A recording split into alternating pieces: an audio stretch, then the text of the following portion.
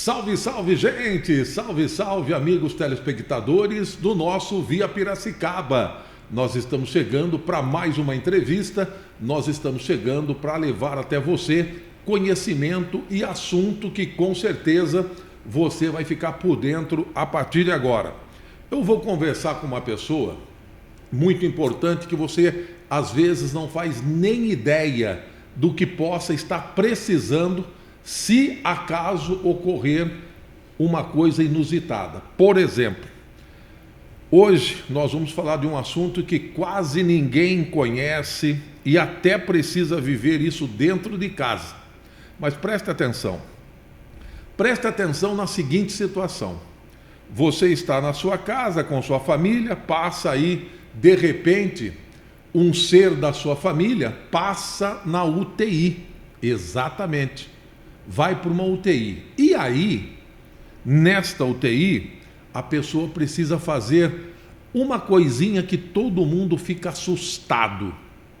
Mas é preciso fazer porque ela precisa respirar. Aí é que vem a traqueostomia. Já ouviu falar essa palavrinha, né? Então, gente, esta palavrinha, nós vamos discutir ela aqui, nós vamos saber como lidar com esta situação. E é por isso que nós estamos recebendo aqui a doutora Thaís Rodrigues, que é especialista, ela é fisioterapeuta respiratória. Ela vai falar para nós como é que se cuida, como é que se faz, como é que deixa a família tranquila. Por quê? Porque quando você sai do hospital, você vai para casa, mas o hospital não vai até você, e aí você precisa dos cuidados profissionais da doutora Thaís, por isso ela está aqui com a gente hoje. Mas antes de conversar com ela, claro que eu vou pedir para você, curta, comenta, compartilha, para a gente poder crescer cada vez mais junto do Via Piracicaba. Legal? É isso. Bem-vinda, doutora Thaís. Obrigado, quero agradecer o convite, né? Trazer um pouquinho sobre a UTI domiciliar para todos vocês e para você, Ari, é de grande relevância, né? Porque muitos não sabem que tem profissionais que possam acompanhar esses pacientes no ambiente domiciliar. Muito obrigada pela oportunidade. Imagina, eu queria saber como é que é cuidar de uma pessoa que fez uma tráqueo. É muito complexo, né? Nós sabemos que durante o paciente, quando realiza a traqueostomia, que é uma incisão cirúrgica realizada pelo médico no local da traqueia, é para devolver, né, aquele sistema respiratório que o paciente não consegue respirar sozinho, né? Por via aérea superior, via aérea inferior, nariz e pulmão. Então, o que acontece? A partir do momento que ele está apto para ter uma alta hospitalar, ele precisa ir para casa, né? E aí começa a luta diária, né? A equipe começa a se preparar para fazer todo esse atendimento no ambiente domiciliar. Só que são pacientes complexos, de alta complexidade domiciliar. É uma UTI instalada, só que no ambiente domiciliar. Agora, doutora Thaís, como é que você chegou a essa conclusão de que você seria uma fisioterapeuta cuidando da respiração das pessoas? Eu falo que não fui eu que escolhi, né, essa área de pacientes de alta complexidade, e sim foi Deus que me colocou nessa área, né? Durante o estágio da UTI, eu sou formada há 12 anos já, fisioterapeuta, e durante o estágio da UTI, eu me impactei muito no papel do fisioterapeuta no ambiente hospitalar. Né? O ventilador mecânico, né? A máquina que ele respira, somos nós fisioterapeutas que fazemos toda a regularização ali dos parâmetros, ajustes ventilatórios, as manobras de higiene brônquica que precisa realizar aspiração, estimular a tosse, é tudo fisioterapeuta. E ali eu comecei a me encantar pelo papel do fisioterapeuta respiratório. E foi que eu consegui meu primeiro paciente após a formação da fisioterapia. E desde então eu venho trabalhando com esses pacientes de alta complexidade domiciliar. Agora, em que situação uma pessoa chega a precisar de uma traqueostomia? Às vezes, um simples resfriado. Se você não estiver muito atento aos sinais e desenvolver uma pneumonia grave, desenvolvendo uma pneumonia grave, você pode ter uma insuficiência respiratória. Você vai ser entubado do tubo, se você não tiver força respiratória para respirar, você é realizado a traqueostomia. Então, é muito atento a isso. Né? Você que tem sinais aí de resfriado, pneumonia, logo procure um especialista na área ou procure um fisioterapeuta para avaliar o seu caso. E desde então tem também pacientes de traumas, né? Um engasgo de amendoim, que eu tenho um paciente que engasgou com amendoim, que se afogou na piscina. Eu tenho uma paciente que foi atropelada, teve um TCE gravíssimo, precisou de traqueostomia. Então, às vezes, um simples resfriado, né? Agora estamos entrando no surto da bronquiolite, né? Crianças menores de 2 anos, os surtos da bronquiolite. Eu estou com 4 crianças, bebês, que estão traqueostomizadas a domicílio. Caramba. Que agora eu faço o quê? O preparo dessas crianças para ter esse fortalecimento respiratório e preparar ele para tirar essa traqueostomia. Agora, doutora, isso é normal nas famílias ou é algo raro? Depende muito. Tem crianças que já nascem com algumas síndromes, né? Que precisam já após o nascimento da traqueostomia, porque nós temos 2 situações.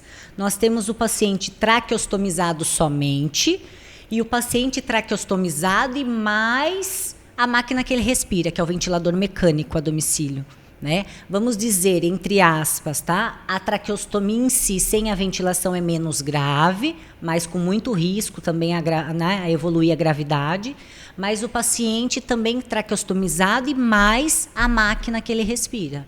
Dentro desse contexto, o paciente, quando ele recebe alta, ele está realmente seguro ou ele vai ter um segundo processo para poder voltar à normalidade? Segurança eles nunca vão ter, né? Eu falo que o que eles precisam é de uma família bem preparada e de profissionais preparados para poder atendê-los.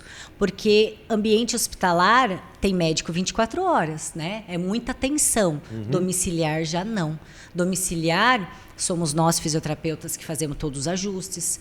O paciente passou mal, independente da hora, a família tem tanta confiança em mim que eu estou, às vezes, dormindo, estou em algum lugar, eu tenho que sair para poder ajudá-lo.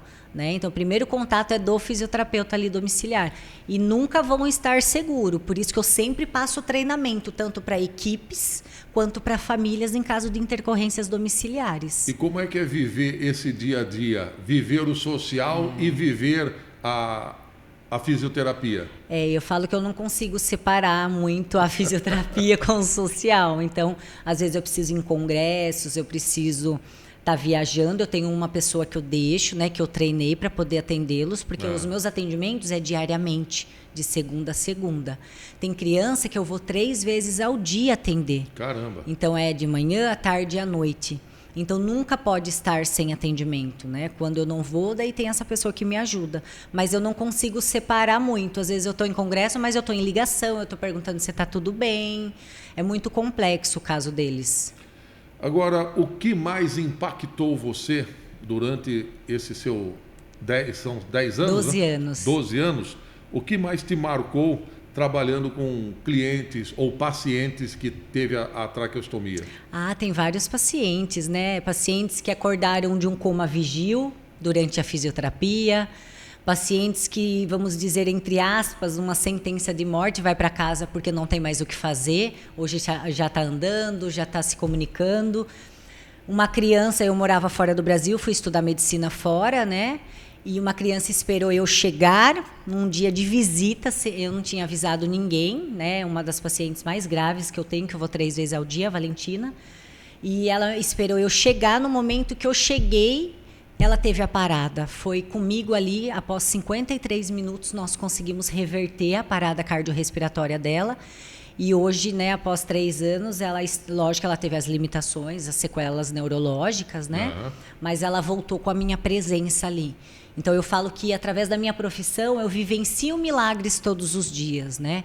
Às vezes, eles têm alta do hospital, falam, não tem o que fazer, mas vai o profissional persistir, que tem o que fazer. Primeiro, acreditar no potencial de cada paciente seu. Dentro desta limitação entre a vida e a morte, onde é que você acredita que você vai poder fazer o milagre? Olha, eu tento fazer o milagre todos os dias, porque a minha fisioterapia é um pouquinho diferente.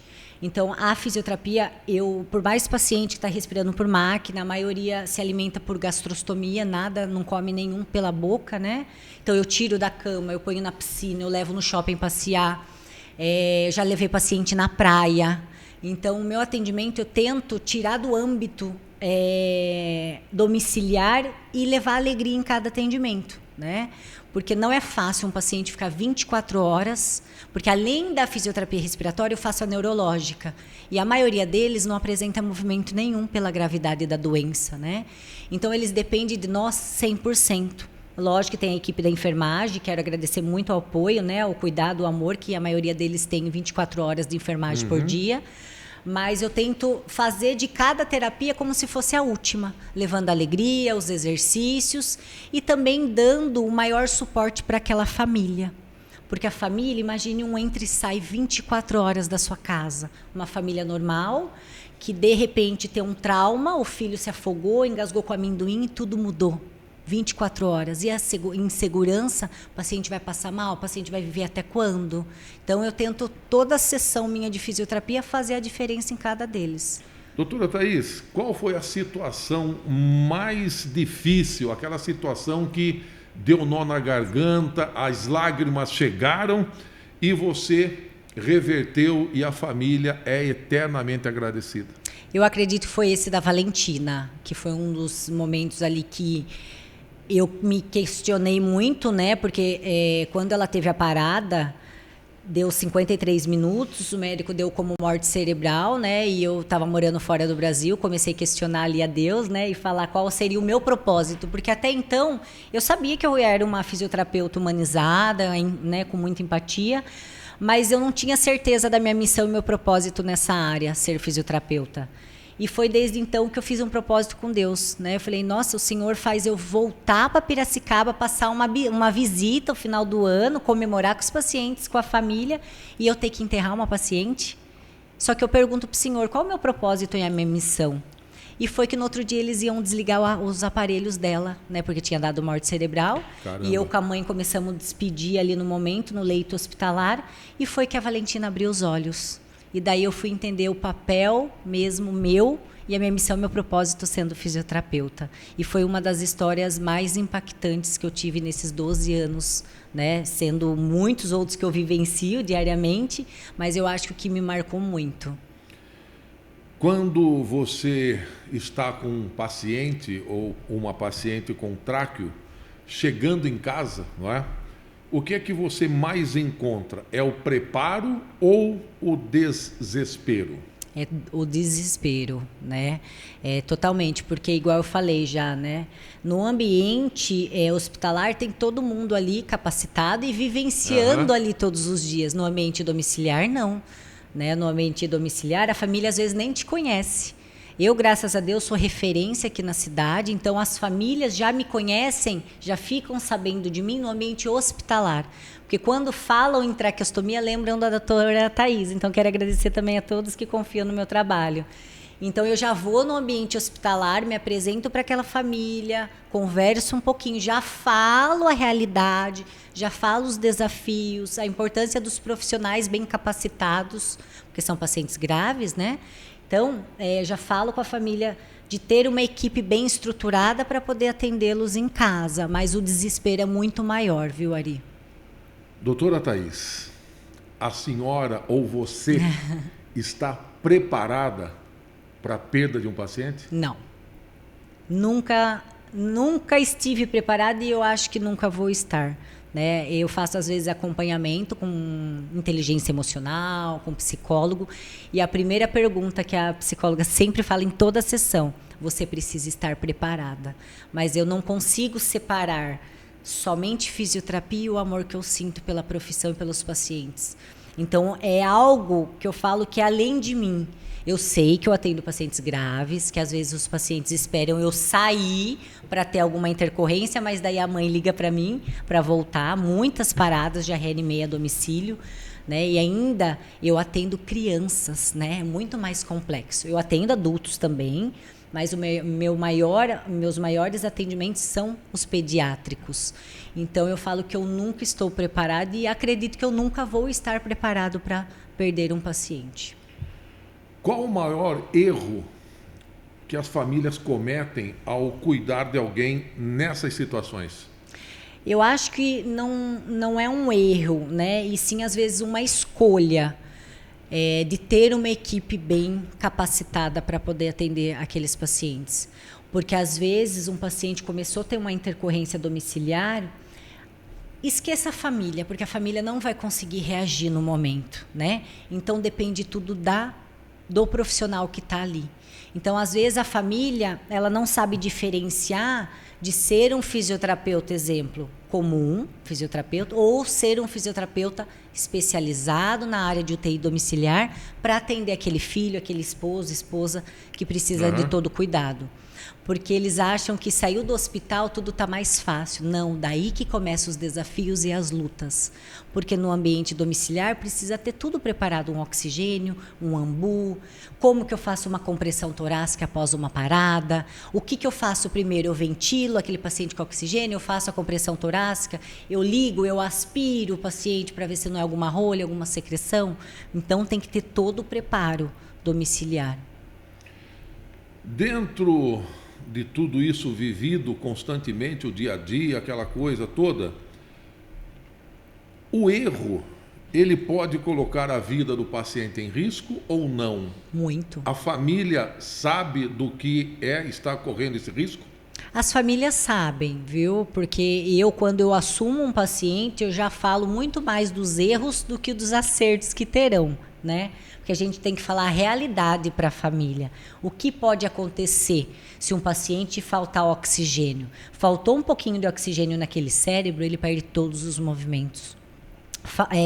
Não aspirou, não fez uma manobra de higiene brônquica naquele pulmão, a secreção que ele tem no pulmão pode ficar durinho, que é chamado rolha, pode entupir, o paciente pode parar.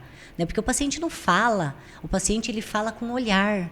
Então, você profissional ou familiar, você precisa saber quais os sinais. Uma frequência cardíaca, uma taquicardia alta, o que está significando ali? Quando eu bato o olho no oxímetro, eu já sei, meu paciente está com dor. O que está acontecendo? Tem algum incômodo? Uma saturação baixa, que é o oxigênio do sangue? O que está acontecendo? É secreção? É mau posicionamento? O paciente precisa ajustar a ventilação mecânica? O que eu preciso fazer ali? Então, todo cuidado precisa ser primordial, porque o paciente ele dá sinais. E alguns deles que não dá sinais, você precisa estar preparado para intercorrências domiciliares. Doutora Thaís, você já passou dentro da sua família alguma situação? Nunca passei. Não tenho ninguém na minha família que necessitou de fisioterapia.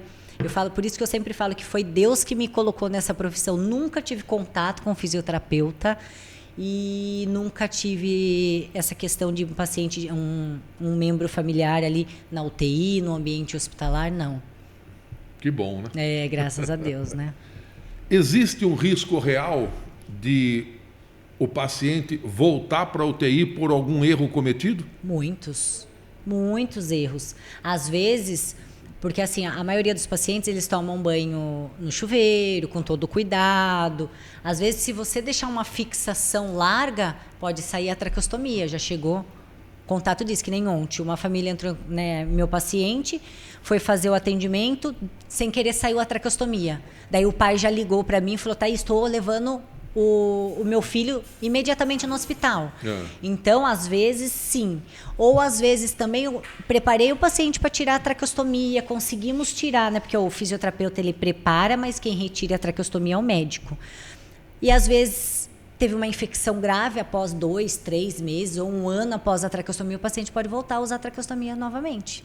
Então, por isso que tem que ter muito cuidado, muita cautela, né? Em questão de esses vírus que estão muito mais fortes, lugares muito fechados, porque o pulmão do paciente já teve, né, uma sequela ali, então tem que tomar muito cuidado após a decanulação, a retirada da traqueostomia também. Agora, quando o paciente usa tipo um microfoninho que ele coloca o dedo para se falar ali, o que é isso? Esse aí, o que acontece?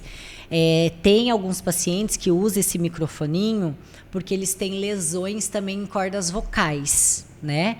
E também nós temos as adaptações das válvulas de fala, as válvulas fonatórias.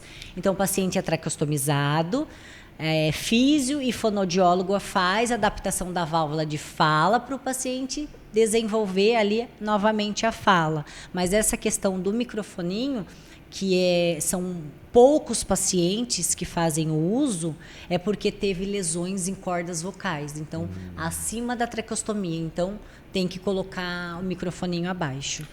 Doutora Thaís, qual é o sinal de alerta que uma família não deve ignorar? Eu falo que eu acho que é a questão da oximetria, do oxigênio ali no oxímetro.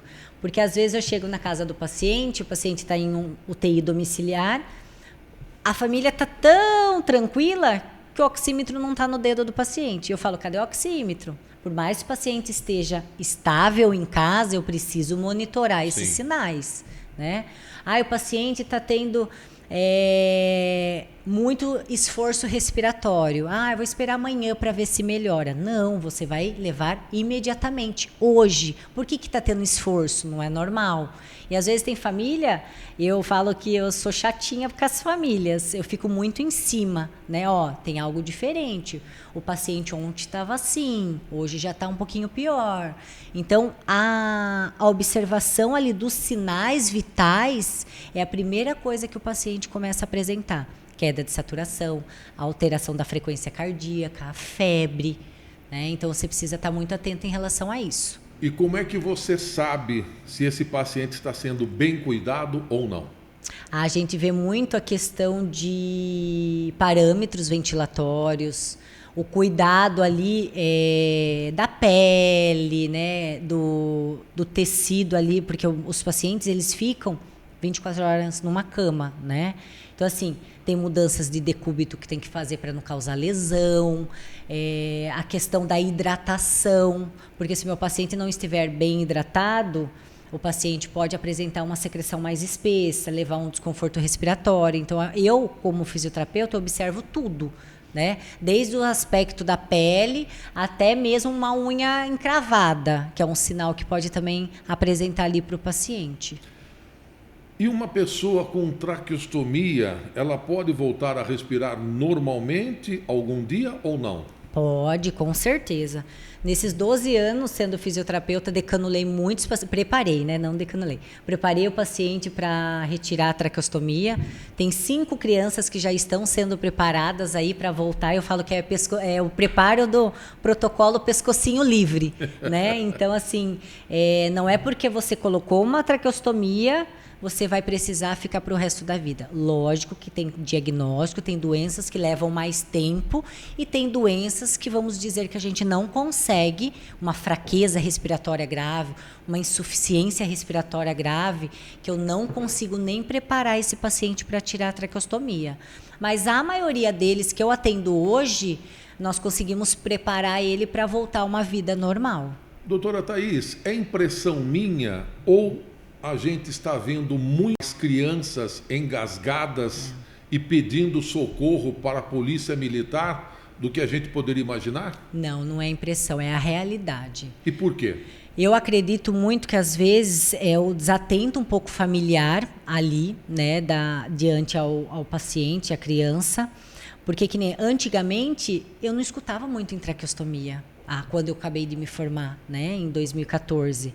Hoje não, hoje qualquer um engasgo, um afogamento na piscina, você vê muito engasgo, bebês pequenininhos engasgando com leite. Então, nós precisamos ter uma atenção redobrada, porque às vezes a família acha, quem não conhece, nossa, uma bronquiolite, um vírus respiratório. Desenvolve uma traqueostomia. Então, tem família que às vezes é leiga disso, né? Porque não vivencia aquilo todos os dias.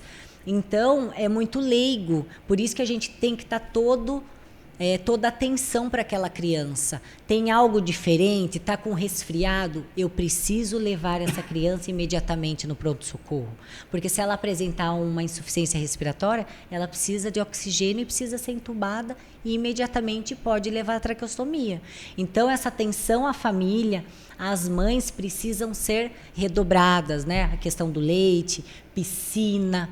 Antigamente eu não escutava muito falar. Hoje, tem muitos pacientes vítimas de afogamento. Então, que pode levar a uma traqueostomia também, uma ventilação mecânica. Então, família, mamãe, fiquem muito atento a isso, a esses sinais. Família, a criança está brincando, a criança está comendo alguma coisa.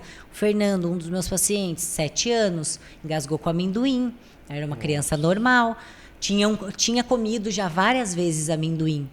Então, o que aconteceu? Engasgou, teve uma parada de 23 minutos, hoje está traqueostomizado em cima de um leito, se alimenta por gastrostomia, não tem movimento nenhum, um paciente grave. Então, até a mãe fala, Thaís, eu jamais imaginava acontecer isso com meu filho. Meu Deus. É por conta de um amendoim. Então, nós precisamos ficar muito atento a isso, às crianças. Olha, é de se pensar, né? A gente não tem ideia, né, do que pode acontecer no milésimo de segundos, né? É impressionante. Você falando a respeito desta situação, quando uma pessoa ela perde a oxigenação, né? O cérebro não recebe a oxigenação, isso é reversível ou ela nunca mais tem a capacidade de raciocínio? Dependendo da criança, nós temos a neuroplasticidade, que ela consegue devolver ali, não o neurônio que morreu após a falta de oxigênio, mas ela consegue acelerar aqueles neurônios que estão mais fracos para poder ter um comando maior. Eu tenho a Yasmin, que foi atropelada por um TCE gravíssimo. Ela teve uma parada grave, uma das pacientes mais graves que eu tive, até o médico do SAMU, esses dias me chamou e falou, Thaís, eu estou impressionada com a Yasmin. A Yasmin conseguimos tirar a traqueostomia, mas quando eu comecei a atender ela 3 anos atrás, ela estava em coma em casa. Caramba. Traqueostomizada, não falava, não andava, uma sequela neurológica rígida, né, por conta da falta de oxigenação ali, então o paciente fica duro, rígido, um padrão flexor, né? E acabou que a gente conseguiu reverter não 100%, mas vamos dizer uns 60%. Tiramos a traqueostomia, ela agora se alimenta, né, oralmente, pela boca, começou a dar passos, você segurar os braços dela, ela dá o passinho, ela fala, tá terrível, né, que ela xinga todo mundo. Então, assim, depende muito. E tem sequelas neurológicas gravíssimas que a gente não consegue reverter igual a Valentina, 53 minutos. Mas a Yasmin, ela não tinha diagnóstico. Ela foi atropelada. A Valentina já tem uma doença de base, que é a atrofia muscular espinhal. E além da doença, ela teve a parada cardiorrespiratória que faltou oxigênio de 53 minutos. Então, depende muito do caso. As crianças, quanto mais cedo começar a reabilitar, mais fácil a recuperação. Não 100% às vezes, mas a gente consegue ganhar muito com isso. Doutora Thaís, o que faz uma paciente evoluir bem e o que faz uma paciente não evoluir? A evolução vai os profissionais, igual eu sempre, né, bato na tecla, os profissionais capacitados para poder atendê-los, né? A empatia e a humanização também daquele profissional, porque dá trabalho, às vezes tem paciente que eu chego, tem que colocar colete, tem que colocar órtese, tem que fazer as manobras para poder limpar antes dele sair do leito, né, sair da cama. Então demora o atendimento, não é aquele atendimento rápido. Então vai do profissional ficar muito atento a isso, né, ser bem capacitado, e vai da família também auxiliar ali, porque não depende só de mim. A minha sessão é 1 hora. Uma vez ao dia, tem paciente que às vezes é 3 vezes na semana, e o resto do dia, e o resto da semana. Eu passo, né, os exercícios, passo para a família as orientações, então só não depende do profissional, depende muito da família também. Você percebe, quando você passa, né, o seu treinamento para a família, você chega a perceber que aquela família não está cumprindo aquilo que você determinou? Muitas vezes. Por quê? Porque o paciente está tão estável que a família acha que não vai acontecer. Mas qualquer alteraçãozinha pode acontecer. Então, daí uma família, uma vez eu dei um treinamento, ela falou, mas por que você está passando de intercorrência domiciliar? O paciente nunca parou no hospital. Eu falei, então, por isso, porque aqui é ambiente domiciliar. Parou no hospital, primeira coisa, adrenalina, vai sedar, tem médico, e aqui não tem ampola de adrenalina, aqui não tem o DEA, que é o desfibrilador para reanimar, aqui não tem o médico 24 horas, então vocês precisam estar preparados para isso. Hoje as famílias já estão acostumadas. Então, entrou equipe nova, entrou técnico de enfermagem, sou muito parceiro dos enfermeiros domiciliares, então a gente acaba dando treinamentos juntos. Mas precisa ter, toda a família que tiver alta do hospitalar com paciente traqueostomizado, precisa imediatamente estar preparado, pelo menos para agir no momento. Depois liga para o fisioterapeuta, mas imediatamente eu preciso saber ligar um oxigênio e usar um ambu. Você já teve algum caso em que o seu trabalho evitou uma internação? Sim, a maioria do atendimento fisioterapêutico domiciliar, eles não atuam só na reabilitação, eles atuam também na prevenção, né, de uma pneumonia. Às vezes o paciente9domiciliar, como é muito entra e sai, às vezes alguém vem resfriado e acaba passando para o meu paciente. Então eu vejo que o meu paciente já mudou a secreção ali do pulmãozinho, já deu uma alteradinha, eu já mudo os parâmetros dele, já deixo para ele ventilar melhor, para ter mais troca gasosa. Então, o papel do fisioterapeuta domiciliar é muito importante para isso. Não somente para a reabilitação, para tirar uma traqueostomia, né, para preparar o paciente para tirar, mas sim para a prevenção de futuras doenças que podem desencadear. E quando você passa a determinação para a família não cuida e isso trouxe consequências graves, o que é que você faz e o que é que você fala? Olha, as famílias já sabem que eu já falo na lata, sabe? Eu já falo, lembra que eu falei que era para ter feito isso? Por que você esperou tanto tempo para fazer isso? E depois a família, Thaís, se eu tivesse ouvido você, né? Por isso que eu sempre fico em cima das famílias. Hoje, graças a Deus, todas as famílias que eu atendo 14 pacientes, né? Ao dia. Trabalho aí em torno de 13, 14 horas por dia. Então, todas as famílias, se eu falar para ele, você tem que virar seu filho de ponta cabeça, eles vão deixar de ponta cabeça. Então, todos seguem todos os treinamentos. Nós fazemos, às vezes, reciclagem domiciliar, né, para poder, vem aqui então, mãe, como que faz? Eu pego elas de surpresa, viu? Mãe, se sua filha passar mal, o que você faria agora? Então, eles estão muito atentos em relação a isso.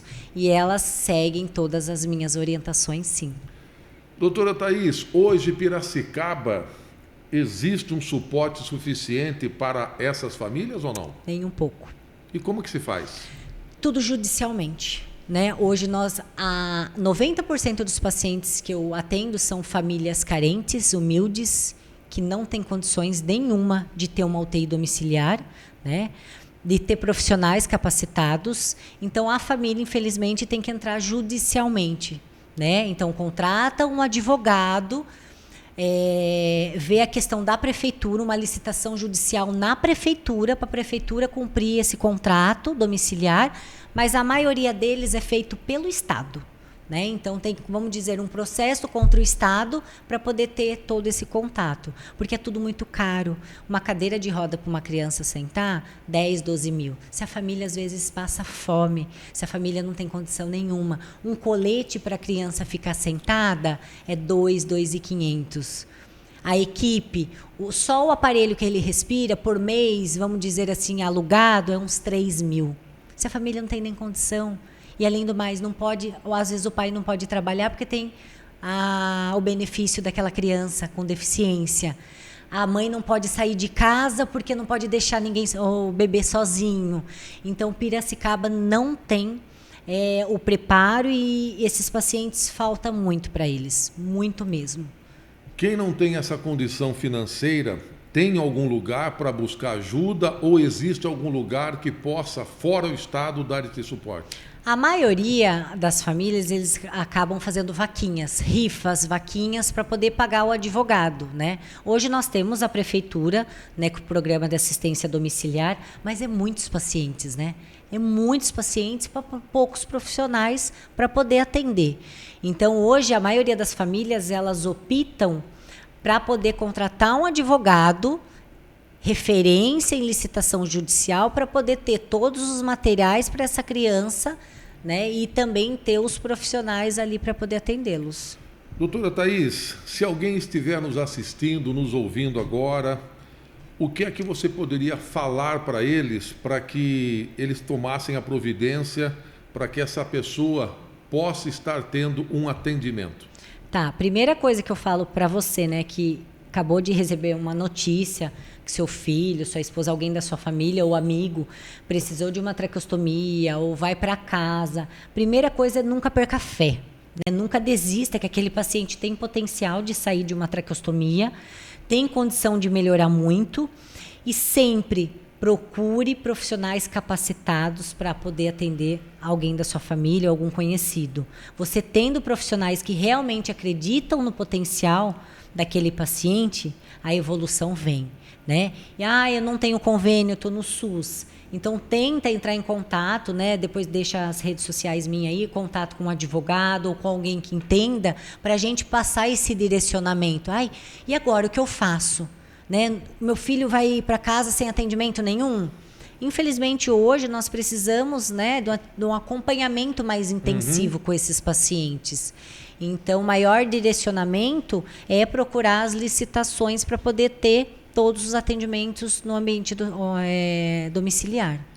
Doutora Thaís, se fosse para dar uma nota de 0 a 10 para o atendimento SUS, qual é a nota? 2.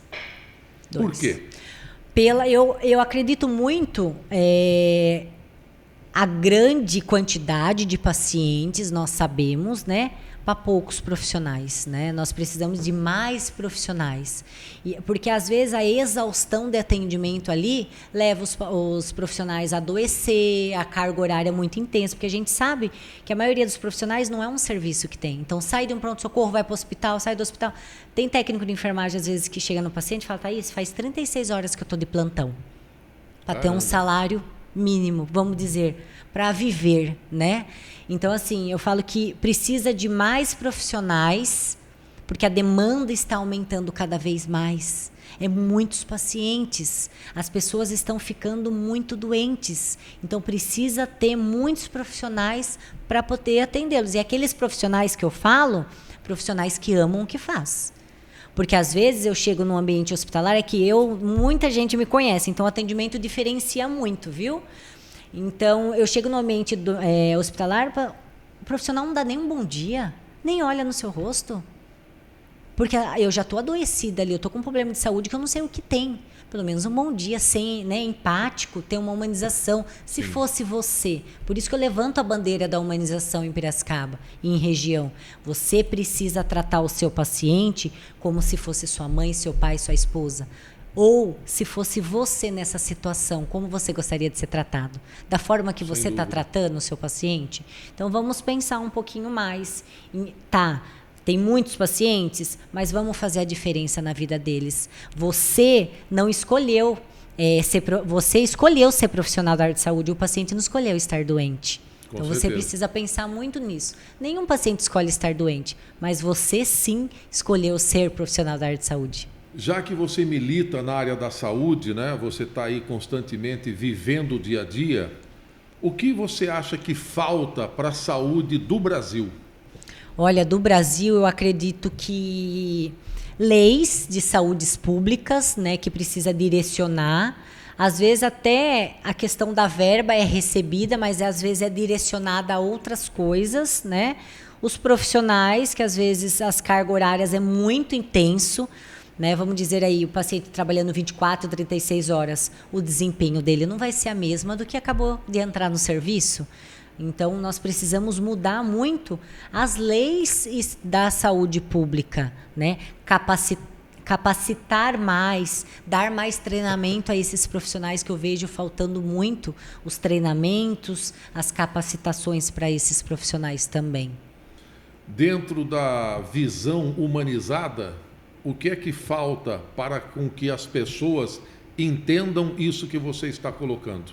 Se colocar no lugar do paciente, a empatia, falta muito. Eu vejo muito em Piracicaba. É mais um paciente. Não é alguém da minha família, né? E por isso que eu sempre falo, vai atender um paciente, pensa, se fosse a minha mãe, você ia tratar o seu paciente dessa forma, se fosse alguém que você ame muito, se fosse você. Porque quando você está doente, você quer que trate você bem. Mas por que quando você está atendendo o seu paciente, você trata de qualquer jeito? Porque não é só o paciente ele é o amor de alguém. Então tem alguém ali por trás dele, que é uma família, que está triste, que está em sofrimento, que está com problema psicológico, porque tem alguém que ele ame muito, que não está tendo melhora. Então, por isso que eu sempre levo e levanto a bandeira da humanização e da empatia. Se colocar no lugar do paciente. Você colocando no lugar do paciente, você consegue trabalhar melhor e você ter respostas e evoluções significativas com esse paciente. Muito bem. Gente, conversamos aqui com a doutora Thaís Rodrigues, fisioterapeuta respiratória. Eu confesso que eu nunca tinha ouvido falar isso. Né? E olha que eu tenho meus 2 filhos trabalham na área da saúde, mas a gente nunca conversou sobre isso. Eu vou conversar agora, pode ter certeza. Thaís, obrigado pela presença, obrigado aí pelos esclarecimentos, espero tê-la mais vezes aqui junto com a gente. Eu que agradeço, né, Ari, pela oportunidade, agradeço ao VIA, né, porque como você mesmo disse, nunca ouviu falar, muitos nunca ouviram falar de um paciente traqueostomizado a domicílio, a maioria acha que é no ambiente hospitalar, mas não, então eu agradeço a oportunidade de estar trazendo um pouquinho da minha experiência para vocês. A gente agradece, com certeza. Meus amores, vocês que estão aí nos assistindo, vocês que estão compartilhando com a gente, por favor, comenta, curte e compartilha o Via Piracicaba, que para nós é muito importante e com certeza para você levar e ter o conhecimento, a gente está aqui toda semana falando com vocês. Forte abraço e até a próxima edição. Tchau!